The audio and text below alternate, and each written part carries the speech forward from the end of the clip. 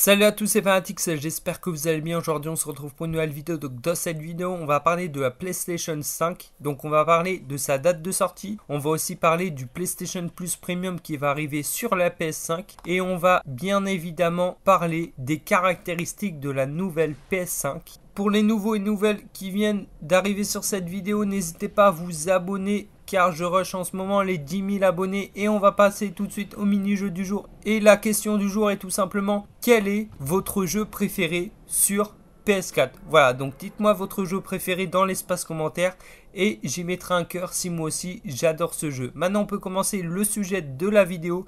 Donc tout simplement, la PlayStation 5 de Sony serait prévue pour l'hiver 2020 et pourrait être proposée autour de 499 €, donc 500 €.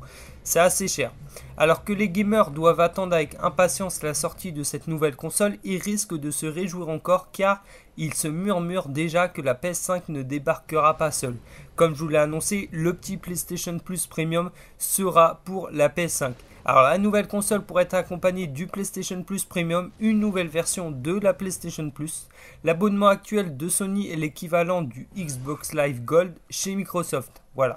Donc tout simplement PlayStation Plus c'est pour pouvoir jouer en ligne et chez Microsoft c'est tout simplement le Xbox Live Gold. D'après la source qui a souhaité rester anonyme, le PlayStation Plus Premium ne serait pas le remplacement de la PlayStation Plus mais proposerait juste de nouveaux services supplémentaires. Je vais vous les citer dans quelques secondes. Alors pour ce qui est du PlayStation Plus Premium, Sony envisagerait une sortie pour novembre 2020. Donc tout simplement, en hiver 2020, vous avez la PS5 qui sort. En novembre 2020, donc 2 mois avant sa sortie, on aurait le droit d'avoir le PlayStation Plus Premium. Donc pour le tester, on aura 2 mois pour le tester et après ça sera actif sur la PlayStation 5. Donc ce nouvel abonnement permettrait notamment d'avoir accès à une sélection de plusieurs titres chaque mois et de bénéficier en plus d'un accès privilégié aux bêta et aux alphas proposés par les éditeurs ainsi que la possibilité de créer des serveurs privés pour les jeux multijoueurs compatibles. Alors pour ce qui est de l'achat tout simplement, là en ce moment vous avez le PlayStation Plus, donc 50 €, vous avez un an. Je pense que si vous prenez la version avec le PlayStation Plus Premium, vous allez payer peut-être 75 à 80 €. Donc bien sûr ça sera je pense plus cher. Vous aurez la première version, donc le PlayStation Plus normal, vous choisissez le nombre de jours que vous voulez, ou bien vous avez le PlayStation Plus Premium et vous choisissez le nombre de jours, mais bien sûr ça va augmenter. Évidemment, le prix ne va pas rester le même. Donc pour rappel, la PlayStation Plus a été introduit sur la PlayStation 3 et il est obligatoire pour jouer en ligne sur les consoles de la marque. Avec ce service, Sony propose aux joueurs un espace de stockage sur le cloud de 100 Go, des réductions exclusives sur le PlayStation Store et des jeux gratuits tous les mois. Le PlayStation Plus est proposé actuellement selon 3 formules, donc pour un an c'est 60 €, pour 3 mois c'est 25 € et pour un mois c'est 8 €.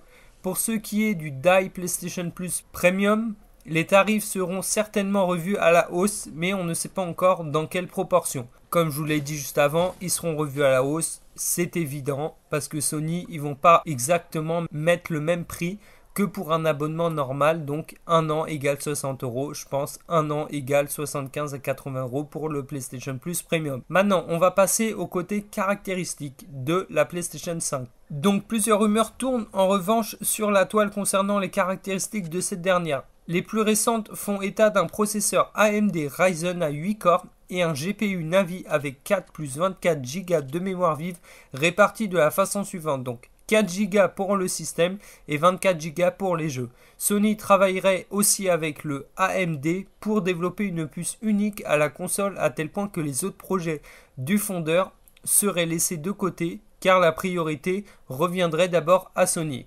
Voilà, donc franchement, ces caractéristiques, il m'a l'air plutôt sympa pour la PlayStation 5. Je pense que ça va être des gros jeux qui vont tourner dessus. Il y avait aussi une rumeur qui avait tourné qu'il faudrait acheter une télé 4K pour pouvoir jouer aux jeux de la PlayStation 5. Donc à voir ça. Pour l'instant, c'est les seules sources que j'ai. Je vous mets tout ça dans la description. J'espère en tout cas que cette vidéo vous aura plu. N'hésitez pas à liker, à vous abonner, c'est pas déjà fait. Et nous on se retrouve à la prochaine. C'était Fanatix. Ciao tout le monde.